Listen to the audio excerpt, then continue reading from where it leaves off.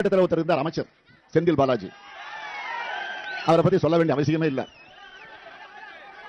ஏற்கனவே 15 முறை அமைச்சரவை மாத்தினப்போ இவரை மட்டும் மாற்ற மாட்டாங்க. அந்த அளவுக்கு ஒரு முக்கியத்துவமான அமைச்சராக இருந்தார்.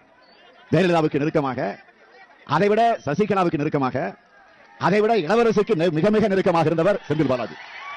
கரூர் மாவட்டத்தை தன்னுடைய கட்டுப்பாட்டில் வச்சிருக்கிறார். கட்டுப்பாடுனா கொள்ளையடிக்கிறதுல, ஊழல் செய்யறதுல, லஞ்சம் வாங்குறதுல, அந்த கட்டுப்பாட்டில் வச்சிருக்கிறார். ஆள் கடத்தல், நில அபகரிப்பு புகார்கள் எல்லாம் இன்னைக்கு நீதிமன்றத்தில் இருக்கு. அமைச்சர் செந்தில் பாலாஜிக்கு அமலாக்கத்துறை மூலமாக கொடுக்கப்படுற அநியாயமான தொல்லைங்கள்லாம் உங்களுக்கு நல்லா தெரியும். இது அப்பட்டமான அரசியல் பழிவாங்குகிற செயல்னு யாருக்கும் கொஞ்சமும் சந்தேகம் இல்லை.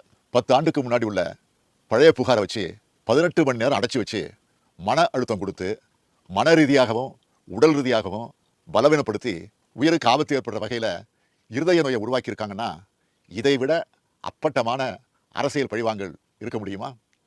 கோவை மாவட்டத்துக்கு அரசு திட்டங்களை சிறப்பாக செயல்படுத்த கம்பேக் கொடுத்திருக்கிறார் நம்முடைய செந்தில் பாலாஜி அவர்கள். பொய் சொன்னாலும் பொருத்தமா சொல்லுங்கடா போக்கத்த பசங்களான்னு